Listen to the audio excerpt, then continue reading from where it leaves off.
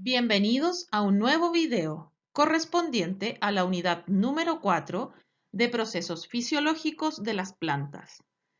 En esta sesión aprenderemos acerca de la respiración vegetal, proceso fundamental para la obtención de energía en las células y estructuras vegetales. La respiración es el proceso metabólico que sucede en todos los seres vivos, tanto plantas como animales. La respiración vegetal involucra un conjunto de reacciones celulares por las cuales los carbohidratos sintetizados por la fotosíntesis son oxidados a dióxido de carbono y agua. En este proceso, la energía liberada se transforma en su mayoría en ATP y compuestos de carbono intermediarios, los cuales son precursores en la síntesis de aminoácidos y compuestos nitrogenados, entre otros. Esta energía liberada funciona en el crecimiento de los órganos de la planta, transporte de metabolitos e iones, regeneración de proteínas y reparación y mantenimiento de las plantas. Las plantas son seres aerobios. Estas realizan los procesos de respiración a través de unas estructuras o poros de las plantas llamados estomas, presentes en hojas y tallos herbáceos. Pero también esto sucede en lenticelas, que son los poros presentes en estructuras con crecimiento secundario. La respiración es un proceso en que la materia orgánica se oxida totalmente hasta formar dióxido de carbono. La oxidación la podríamos considerar como algo parecido a una combustión. Cuando quemamos un trozo de madera, extraemos la energía que contiene, en este caso en forma de calor, y se libera CO2 o dióxido de carbono. Pues bien, en la célula ocurre algo parecido. Se oxidan las moléculas para obtener energía, en este caso en forma de ATP, y además se libera dióxido de carbono. La fórmula general de la respiración celular es que por cada molécula de glucosa que es oxidada por 6 moléculas de oxígeno, se producen 6 moléculas de dióxido de carbono, 6 moléculas de agua y ATP. La respiración vegetal sucede en las mitocondrias, organelo presente tanto en células vegetales como animales. Recordando las clases anteriores, la mitocondria es un organelo de doble membrana, presente en todas las células eucariontes. La membrana interna de la mitocondria es altamente selectiva al paso de sustancias y presenta una serie de pliegues que se denominan crestas mitocondriales. Esta membrana tiene una gran superficie y numerosos complejos proteicos insertos en ella. En la zona interna de la mitocondria se encuentra la matriz mitocondrial, en donde se acumulan iones, solutos, enzimas. Hay presencia de ADN y ribosomas, todo necesario para el metabolismo de respiración celular que presenta este organelo. La respiración celular ocurre en todas las células de la planta, en específico en aquellas estructuras que requieren grandes cantidades de energía, como por ejemplo las raíces para la absorción de agua y nutrientes, las zonas meristemáticas debido al activo crecimiento que éstas presenten, y en general en todas las estructuras que están en pleno desarrollo y crecimiento. Es por esto que las plantas juveniles tienden a tener mayores tasas respiratorias que aquellas que están en estados avanzados de desarrollo. La respiración de las plantas ocurre las 24 horas del día, pero la respiración nocturna es más evidente después que finaliza el proceso fotosintético. Durante la noche es muy importante que la temperatura sea más fría que durante el día, ya que las plantas pueden experimentar cierto grado de estrés. Las plantas no poseen un sistema de regulación de temperatura. Por esto, estas tienden a tener una temperatura similar a la del medio ambiente. El proceso de la respiración vegetal se acelera a mayor temperatura y se retrasa a menor. Es por esto que los días fríos del año hacen que el desarrollo de la planta sea más lento y los días más calurosos el ciclo de las plantas se acelera. La respiración celular es el proceso metabólico que produce energía en forma de ATP para el correcto crecimiento y desarrollo de las estructuras vegetales. Este proceso tiene 3 etapas. La glucólisis, en donde la glucosa se degrada en el citoplasma bajo condiciones anaeróbicas. Luego sucede el ciclo de Krebs, en donde los compuestos formados en la glucólisis son oxidados y se produce dióxido de carbono a partir de ellos. Y finalmente sucede la cadena oxidativa o respiratoria, que corresponde a una cadena transportadora de electrones en donde finalmente se formará agua y ATP.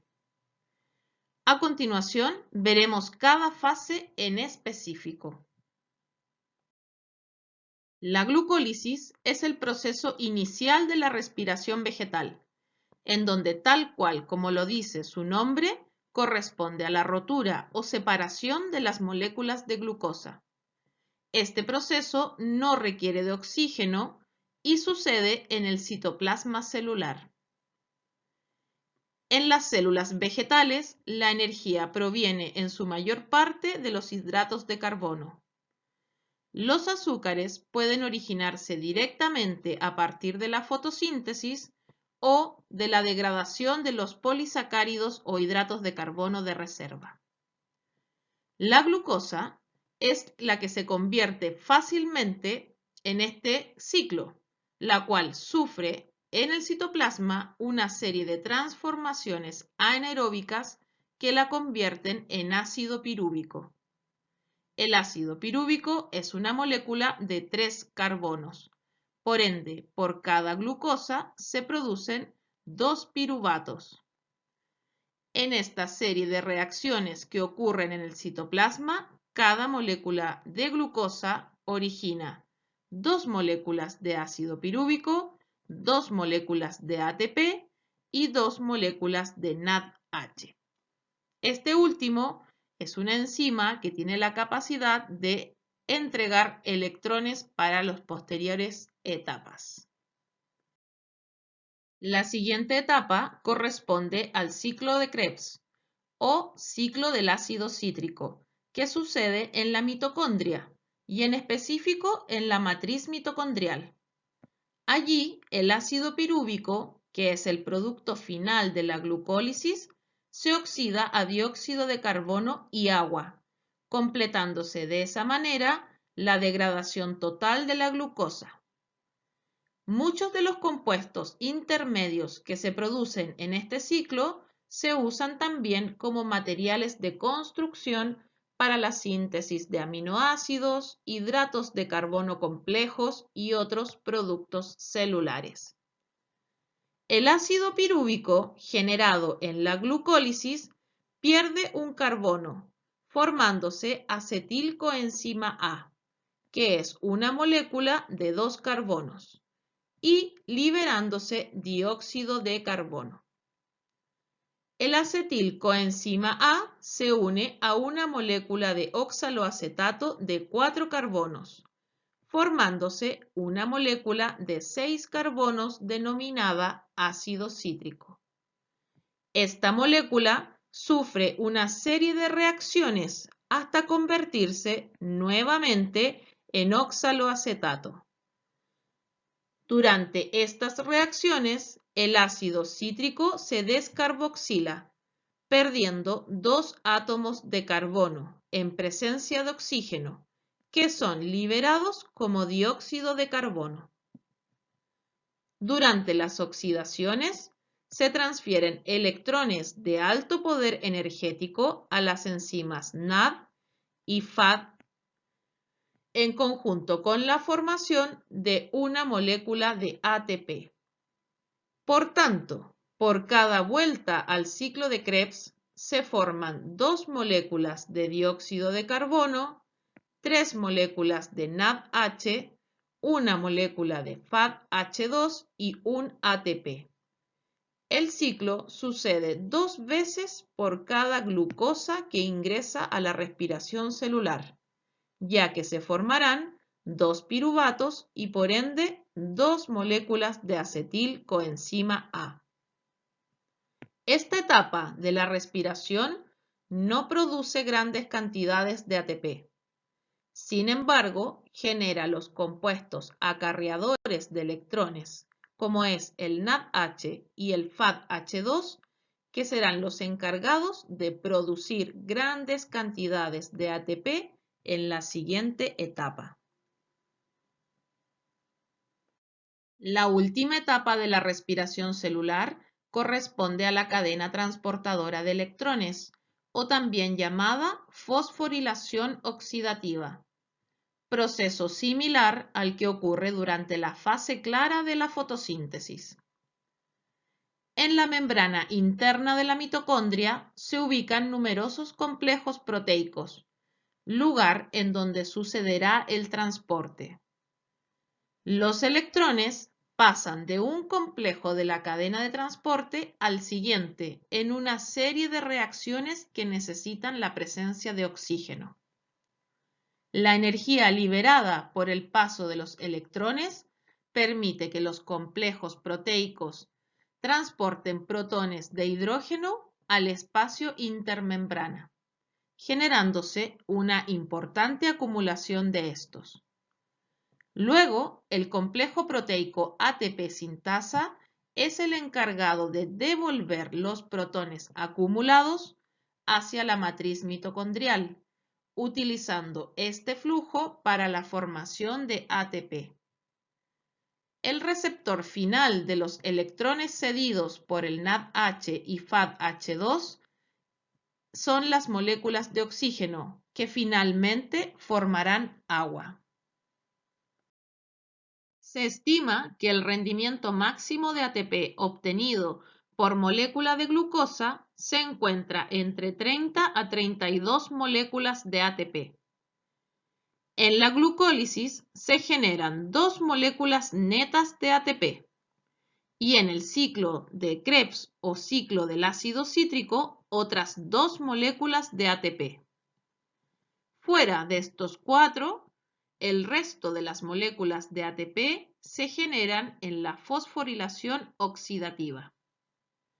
Según los últimos estudios experimentales, se necesita que fluyan 4 protones de hidrógeno desde el espacio intermembrana hacia la matriz mitocondrial a través de la ATP sintasa para producir la síntesis de una molécula de ATP.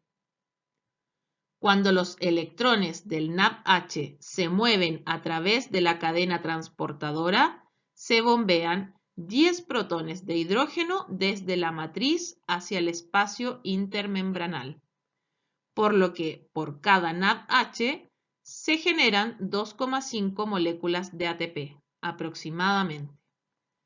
Los electrones del FADH2, que se incorporan a la cadena en una etapa posterior, impulsan el bombeo de solo 6 protones de hidrógeno, lo que conlleva la producción de casi 1,5 moléculas de ATP. Finalmente, sumando cada una de las producciones, obtenemos que por cada molécula de glucosa que ingresa a la respiración celular, se obtienen entre 30 a 32 moléculas de ATP. Hemos aprendido acerca de la respiración celular y sus etapas. No olvides anotar todas tus consultas para resolverlas en las sesiones de clases. Nos vemos el próximo semestre.